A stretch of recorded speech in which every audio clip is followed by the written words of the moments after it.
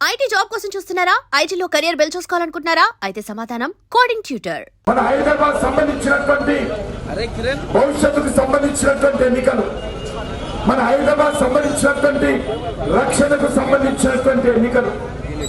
ఈ ఎన్నికల్లో మనం చూస్తా ఉన్నాము, విచిత్రమైనటువంటి రాజకీయాలు తెలంగాణలో ఉన్నాయి. మొన్నటి వరకు టీఆర్ఎస్ పార్టీ అధికారంలో ఉంటే ఈ మజ్లిస్ పార్టీ టీఆర్ఎస్ పార్టీ కొమ్ము కాసింది. టీఆర్ఎస్ పార్టీ అడుగులకు మడుగులొచ్చింది.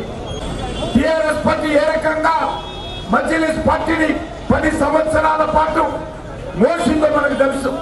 కేసీఆర్ మాట చెప్పాడు, నేను అసలు వచ్చి విమానం తీసుకొని దేశమంతా తిరుగుతాము, మోడీ గారికి వ్యతిరేకంగా ప్రతిపక్ష పార్టీలను సంఘటితం చేస్తామని. మరి కేసీఆర్ గారు ఎక్కడ పోయారు? మీ ఓవైసీ ఎక్కడ పోయిండు? మీ అసదుద్దీన్ ఎక్కడ పోయిండు? మీ ఎంఐఎం పార్టీ ఎక్కడ పోయింది? మీ విమానం ఎక్కడ పోయింది? ఇప్పుడు ఎక్కడ వండుకున్నావు అడుగుతాడు.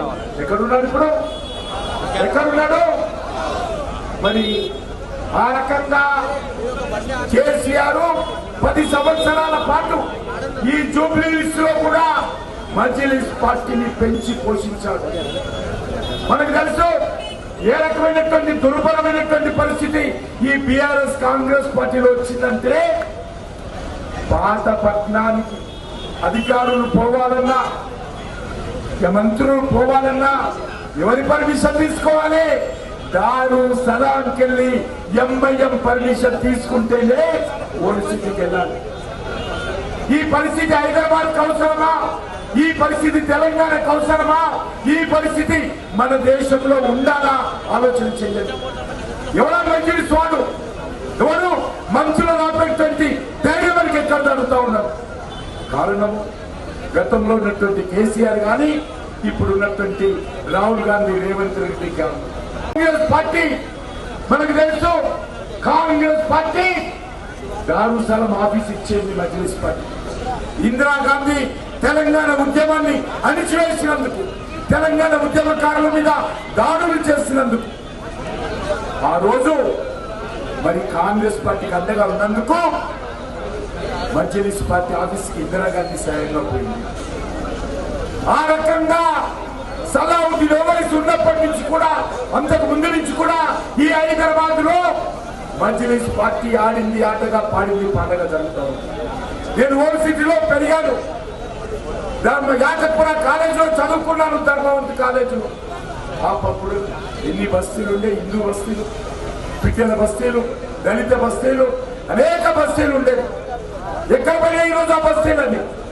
ఏ రకంగా మజ్లిస్ పార్టీ ఒక పథకం ప్రకారం హిందువులందరినీ కూడా ఓల్సిటీ నుంచి ఏ రకంగా భయపెట్టించి, బెదిరించి, అదిరించి, దాడులు చేసి, మతకాలాలు చేసి, అమ్మాయిల మీద వేధించి ఏ రకంగా మజ్లిస్ పార్టీ వందలాది హిందూ బస్తీలను ఓల్సిటీ నుంచి ఖాళీ చేయించింది మనకు తెలుసు. ఒకటి కాదు, 2 కాదు, వందల బస్తీలు, తీగల కుంటేటువంటి బస్తీలో దళితులు ఖాళీ చేయకపోతే ఆ బస్తీ మీద దాడి చేసి ఆడవాళ్ళు, మగవాళ్ళు అనకుండా 300 మందిని అతి కిరాతకంగా హత్య చేసేటువంటి పార్టీ ఈ మజ్లిస్ పార్టీ. మరి అలాంటి మజ్లిస్ పార్టీ మద్దతు కోసము ఈరోజు టీఆర్ఎస్ పార్టీ, కాంగ్రెస్ పార్టీ ఏ రకంగా భుజాలేసుకొని తిరుగుతున్నారో మనం చూస్తూ ఉన్నాం. పోటీలు పడతా ఉన్నారు ఈ 2 పార్టీలు. మాకు సపోర్ట్ చేయి, మాకు సపోర్ట్ చేయి. కేటీఆర్ ఏ రోజైనా మజ్లిస్ వ్యతిరేకంగా మాట్లాడా? కేసీఆర్ ఏ రోజైనా మజ్లిస్ వ్యతిరేకంగా మాట్లాడా? ఈ రేవంత్ రెడ్డి ఏ రకంగా మజ్లిస్ పార్టీ కోసము ఎంత దిగజారంటే, 2014లో మజ్లిస్ పార్టీ తరఫున పోటీ చేసినటువంటి అభ్యర్థిని ఈరోజు కాంగ్రెస్ అభ్యర్థిగా